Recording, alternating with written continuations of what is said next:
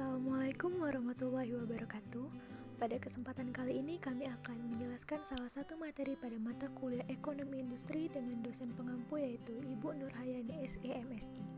Sebelum mulai penjelasan materi, video ini dibuat oleh kelompok 5 yang beranggotakan Rida Putri Amalia dengan NIM C1A020109, Dwiki Ramanda dengan NIM C1A020112, Fadila Priska Maharani dengan NIM C1A020125, dan yang terakhir Hayuning Solatin dengan NIM C1A020126.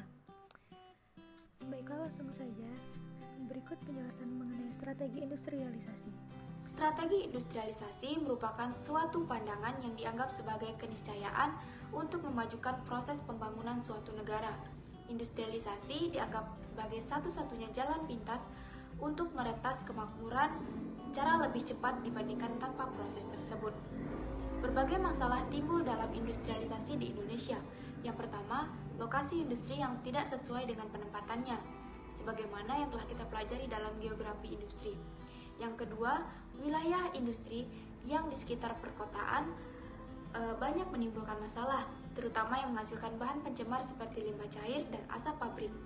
Yang ketiga, berdirinya industri di suatu wilayah pada dasarnya memberi harapan bagi masyarakat untuk bekerja sebagai karyawan.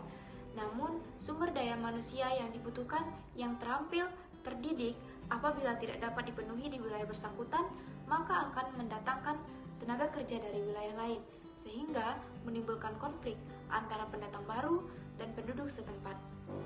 Banyak industri berbahan baku impor, sehingga jika terjadi kenaikan harga bahan baku, maka industri kesulitan menjual hasil produksinya, sehingga untuk menekan biaya produksi salah satunya dengan mengurangi tenaga kerja.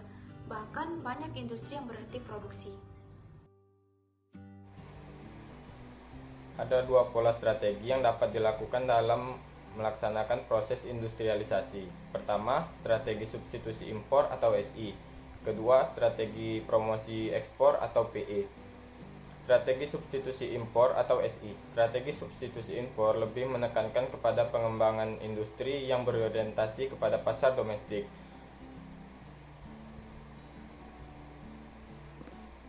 Substitusi impor adalah industri domestik yang membuat barang-barang menggantikan impor.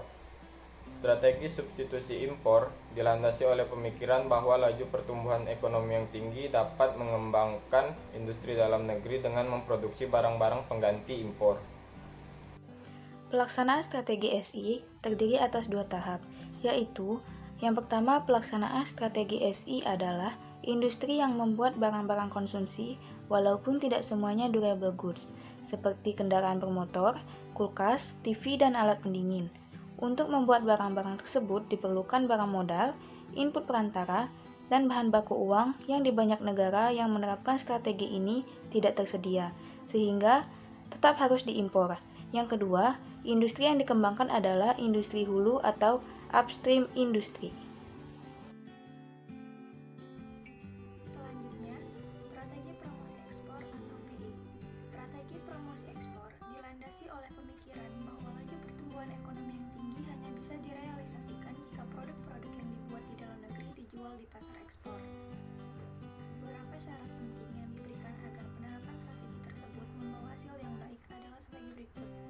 Yang pertama, pasar harus menciptakan sinyal harga yang benar, yang sepenuhnya merefleksikan kelangkaan dari barang yang bersangkutan, baik itu di pasar output maupun pasar input. Yang kedua, tingkat proteksi dari impor harus rendah. Yang ketiga, nilai tukar mata uang harus realistis, sepenuhnya merefleksikan keterbatasan uang asing yang bersangkutan. Dan yang terakhir, lebih penting lagi, harus ada insentif untuk meningkatkan ekspor. Sekian penjelasan dari kelompok 5 ekonomi industri terkait materi tentang strategi industrialisasi. Mohon maaf apabila masih terdapat kekurangan dalam video ini. Terima kasih. Wassalamualaikum warahmatullahi wabarakatuh.